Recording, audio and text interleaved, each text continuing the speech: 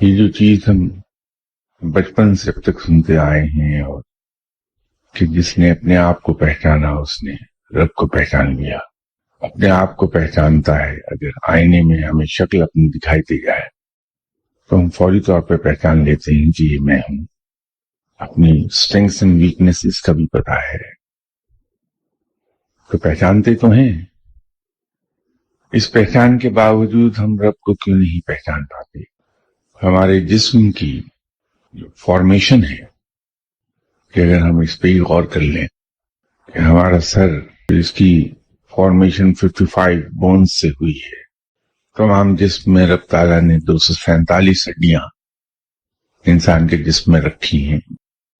ان bones کی حفاظت کے لیے ان کے ارد گرد گوشت منڈ دیا، اور اس گوشت کے درمیان میں سے بلڈ سرکولیشن کے لیے مختلف سائز کی، مختلف ڈسکرپشن کی وینز رن کی ہیں. اسی طرح اگر ہم یہ دیکھیں کہ انسان کی جسم میں رب تعالیٰ نے جو حیوانی روح رکھی، حیوانیت کا جذبہ رکھا، وہ 4 چیزوں پر ہے: خون، بلغم، صفرا اور سودا. لوگوں سے سنا ہوگا کہ یہ جو سفلی علم کرتے ہیں، کالا جادو کرتے ہیں، وہ عام طور پر خون سے تحریر کرتے ہیں چیزیں. اب وہ خون سے تحریر کیوں کرتے ہیں اس کی سمجھ اب آئی ہوگی. اگلی چیز ہے زمین جس پر ہم چلتے پھرتے ہیں، جو ہمارا ایک طرح سے بچھونا ہے. کبھی اس کی ساخت پر اگر ہم نظر ڈالیں اور پھر یہ دیکھیے کہ رب تعالیٰ نے اس کے اندر کیا کیا چیزیں ہمارے لیے چھپا دی. یہ دیکھیے کہ جب انسان کو پیدا کیا تو قیامت تک جن چیزوں کی اس کو ضرورت پیش آئے گی وہ زمین کے اندر پہلے ہی سے بنانے کے سامان رکھ دیے. پیٹرول کا استعمال ہمارے یہاں 1850 کے بعد شروع ہوا ہے پیٹرول کا استعمال.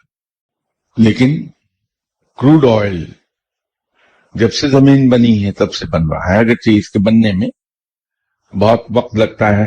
اس کے بارے میں کہا یہ جاتا ہے کہ جو کروڈ آئل ہے، تیل، یہ عام طور پر ان علاقوں میں پایا جاتا ہے جہاں کسی زمانے میں سمندر ہوتا تھا.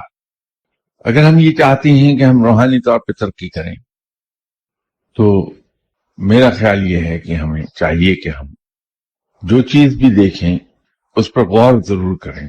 روزانہ ایک چیز پکڑ کے اس پر غور کرنا شروع کر دیں، اور جو ہم اس کی گہرائی میں اتریں گے تو ہمیں حیرت ہوگی کہ خود ہم کتنا جانتے تھے جس کا ہمیں نہیں پتا تھا. اندر چھپا ہوا علم ہمارا وہ باہر آنے لگتا ہے. در حقیقت ہوتا یہ ہے کہ ہمارا ذہن کام کرنے لگتا ہے.